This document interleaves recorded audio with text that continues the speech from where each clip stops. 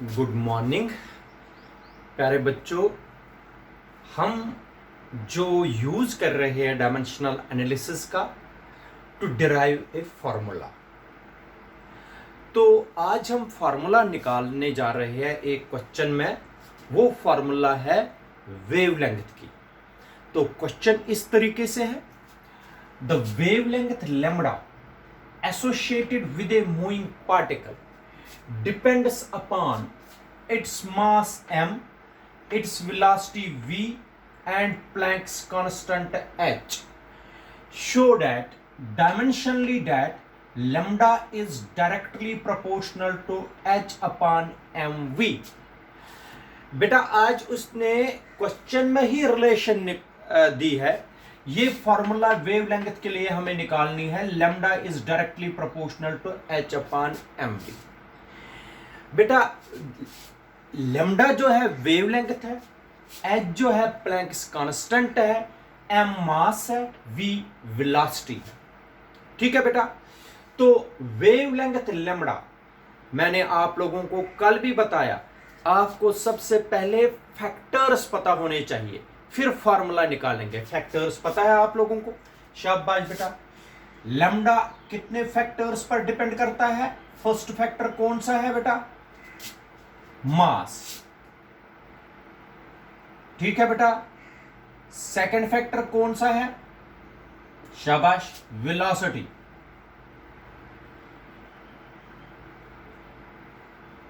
और third factor कौन सा है? Planck's constant. Planck's constant. ठीक है बेटा। प्लैंक्स कांस्टेंट एच से डिनोट करते हैं। ठीक है। तो आप लोगों को पता है स्टेप फर्स्ट में, अब तो आप लोगों को स्टेप ज़बानी याद हो गए होंगे। स्टेप फर्स्ट में हम क्या लिखते हैं?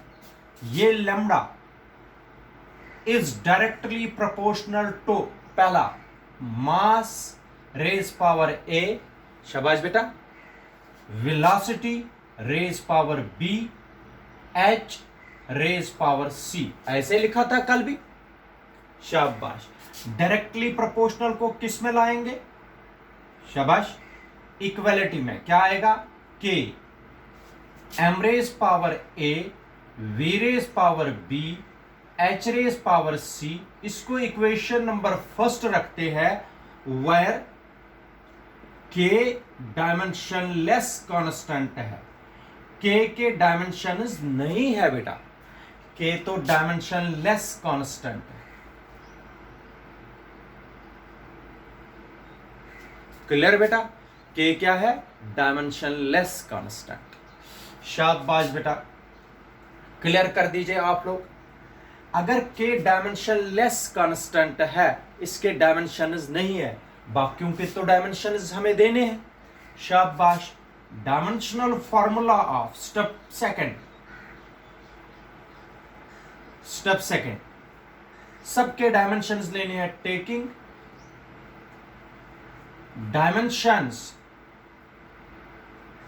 Taking dimensions of all the quantities, taking dimensions of all the quantities involved। बेटा जो भी इसमें क्वांटिटी इन्वॉल्व है उसके डायमेंशंस लेने हैं। ठीक है बेटा। सबसे पहले dimensional formula of lambda. Lambda क्या है? वेवलेंथ। लेंथ है ये। लेंथ का मतलब डिस्टेंस है। इसकी dimensional formula m0 l1 t0, क्योंकि इसमें सिर्फ लेंथ है। क्लियर बेटा? Dimensional formula of mass. Mass की डायमेंशनल फॉर्मूला बेटा m1। ठीक। डायमेंशनल फॉर्मूला ऑफ, शाबाश, v, वेलोसिटी। वेलोसिटी का होता है L1 T-1। ये सब आप लोगों को पता होना चाहिए। तो अब dimensional formula of H। H का मतलब है प्लैंक्स कांस्टेंट। अब अगर प्लैंक्स कांस्टेंट का आप लोगों को डायमेंशनल फॉर्मूला जबानी याद नहीं होगा तो साइड में आप लोग निकाल सकते हो। आप लोगों को पता है प्लैंक्स कांस्टेंट किस रिलेशन से निकाला जाता है, E is equal to H nu. ठीक है बेटा, एच न्यू। तो E एनर्जी है, न्यू फ्रीक्वेंसी है, H किसके बराबर हुआ, E अपान न्यू। न्यू का मतलब हो गया फ्रीक्वेंसी। एनर्जी की डायमेंशनल फॉर्मूला है m1 L2 T-2, ये एनर्जी की है। तो फ्रीक्वेंसी सबको पता है, रेसिप्रोकल ऑफ टाइम पीरियड होता है, फ्रीक्वेंसी होता है रेसिप्रोकल ऑफ टाइम पीरियड, हो गया T⁻⁻1। फ्रीक्वेंसी की डायमेंशनल फॉर्मूला क्या है, T⁻⁻1 हो गया T⁻⁻1, इसकी डायमेंशनल फॉर्मूला। क्लियर बेटा? तो डायमेंशनल फॉर्मूला आप लोग निकाल सकते हो साइड में। क्या आएगी dimensional formula, m1 L2 T-1, denominator में है, ऊपर बन जाएगा T+1 +1 -2 हो गया T-1। क्या आ गई डायमेंशनल फॉर्मूला प्लैंक्स कांस्टेंट की बेटा, m1 L2 T-1। क्या है बेटा, m1 L2 T-1। क्लियर करो, याद नहीं रहेगी तो ये रिलेशन याद करनी पड़ेगी। इस रिलेशन से आप लोग 1 सेकंड में निकाल सकते हो डायमेंशनल फॉर्मूला। क्या बनेगी, शाबाश बेटा, m1 L2 T-1, m1 L2 T-1। बेटा ये है डायमेंशनल फॉर्मूला प्लैंक्स कांस्टेंट की। क्लियर? तो सभी के डायमेंशंस हम किस में सबस्टिट्यूट करेंगे, इक्वेशन फर्स्ट में सबस्टिट्यूटिंग। ये स्टेप थर्ड है, या इसको इसी तरीके से substituting dimensions in equation first. सभी डायमेंशंस लगा दीजिए इक्वेशन फर्स्ट में, बता दीजिए क्या आएगा। शाबाश। लैम्डा का dimensional formula m0 L1 T0, m0 L1 T0। Clear बेटा? ये आ गया लैम्डा का। के तो डायमेंशन लेस है, ये डायमेंशन इसमें टेक पार्ट नहीं करेगा। m मास हो गया m⁻1 whole raise power a। ठीक है, फिर वेलोसिटी हो गया L1 T-1, L1 T-1 whole raise power b। समझ आया बेटा? L1 T⁻⁻1 whole raise power b। अब प्लैंक्स कांस्टेंट h हो गया m1 L2 T-1 whole raise power c। ठीक, थोड़ा सा सिंपलीफाई करना पड़ेगा।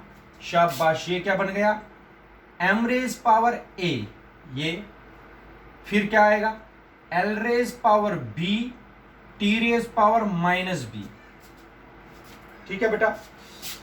यहां पर m raise power c, L raise power 2c T raise power -c। ठीक है बेटा? क्लियर? m कितने हैं, 1 और 2। ठीक है, यहां पर करेंगे।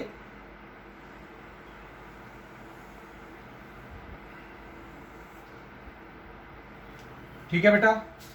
m है 2, बेसिस सेम पावर ऐड, यहां से है m1 नहीं m0 L1 T0।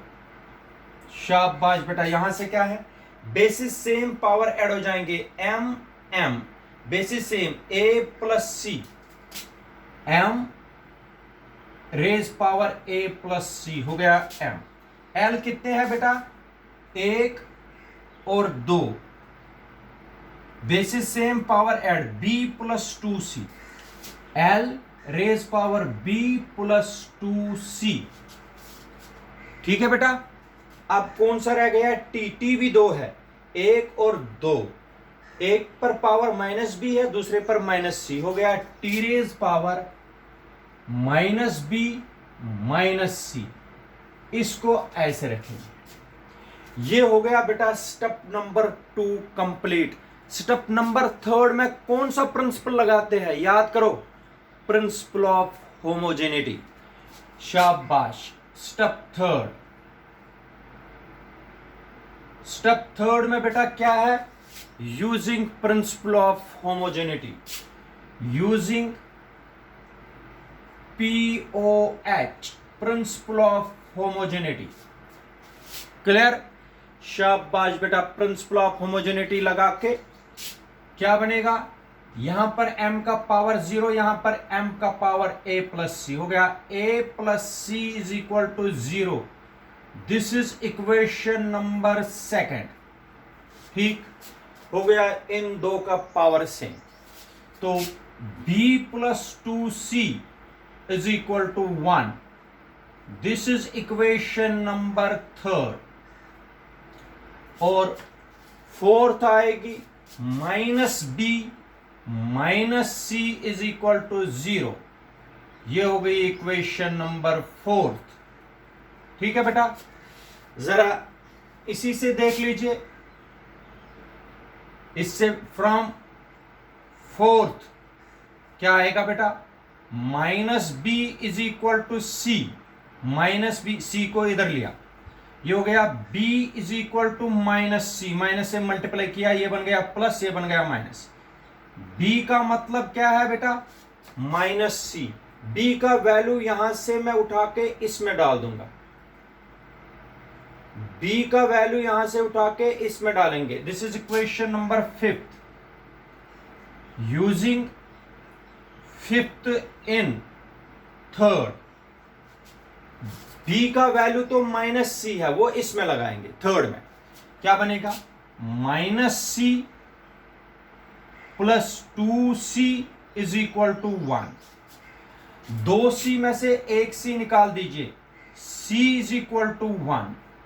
This is equation number 6। कितना आया c का वैल्यू बेटा, 1। तो यूजिंग 6th इन 2nd, ये c का वैल्यू जो 1 है ये सेकंड में लगा दीजिए।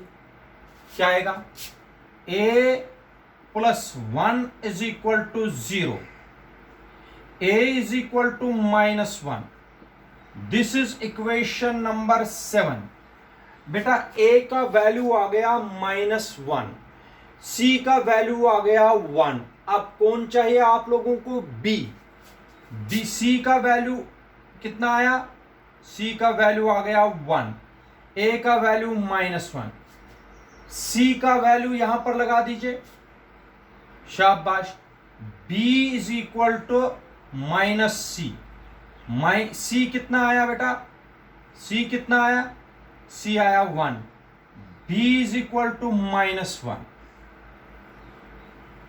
This is equation number 8। ठीक है बेटा, अब सारे वैल्यूज आ गया आपके पास, सी भी आ गया, ए भी आ गया और बी भी आ गया। ठीक है, सब अब स्टेप कौन सा है बेटा, अब है step number 4th। Step 4th में आप लोग क्या करोगे, ए का वैल्यू, बी का वैल्यू और सी का वैल्यू सब्स्टिट्यूट करेंगे फर्स्ट में। ए का वैल्यू, बी का वैल्यू और सी का वैल्यू सब्स्टिट्यूट करेंगे फर्स्ट में।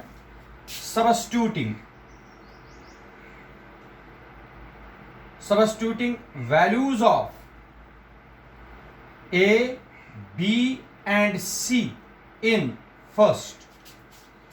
ए का वैल्यू, बी का वैल्यू और सी का वैल्यू फर्स्ट में लगा दीजिए। क्या आएगा, लैम्डा इज इक्वल के एम रेज पावर ए कितना है, माइनस 1। ठीक है बेटा, वी रेज पावर बी कितना है, माइनस 1। एच रेज पावर सी कितना है, 1, एच रेज पावर 1। ठीक है बेटा, क्लियर, शाबाश। लैम्डा इज इक्वल टू के एम और वी माइनस है, इसको नीचे लाएंगे, हो गया h upon m v, h upon m v. इधर देखो बेटा, ठीक है, आप सबको पता है जब डायरेक्टली प्रोपोर्शनल को उठाएंगे तो कांस्टेंट आता है, जब कांस्टेंट से हम डायरेक्टली प्रोपोर्शनल में जाएंगे तो कांस्टेंट रिमूव हो जाता है, डायरेक्टली प्रोपोर्शनल से इक्वलिटी में आएंगे तो कांस्टेंट इंट्रोड्यूस होता है, इक्वलिटी से डायरेक्टली प्रोपोर्शनल में आएंगे तो कांस्टेंट रिमूव हो जाता है। अगर मैं लिखूंगा डायरेक्टली प्रोपोर्शनल में ऐसे, lambda is directly proportional to h upon m v. अगर मैं इक्वलिटी में फिर से लिखूंगा लैम्डा इज इक्वल टू के आएगा, यहां पर क्या आएगा, एच अपॉन एम वी। अगर मैं इक्वलिटी से डायरेक्टली प्रोपोर्शनल में आऊंगा तो के रिमूव हो जाएगा, क्योंकि कांस्टेंट ऑफ प्रोपोर्शनलिटी तभी लगता है जब डायरेक्टली प्रोपोर्शनल से इक्वलिटी में आती है। ये आ गई बेटा, this is required formula, required formula. Important question है बेटा, अच्छी तरीके से देख लीजिए और रफ पर कर लीजिए। जब तक रफ पर आप लोग नहीं निकालोगे ये आप लोगों से नहीं होगा, ये पहले आप लोगों को सीखना पड़ेगा और डायमेंशंस याद रखने पड़ेंगे, तब जाके आप लोगों को ये कंप्लीट क्वेश्चन आएगा। बेटा समझ आया कि नहीं? वेरी इंपॉर्टेंट क्वेश्चन और आप लोगों को ये पेपर में आ सकता है। क्लियर? क्लियर बेटा? तो this is question number, today is question number first.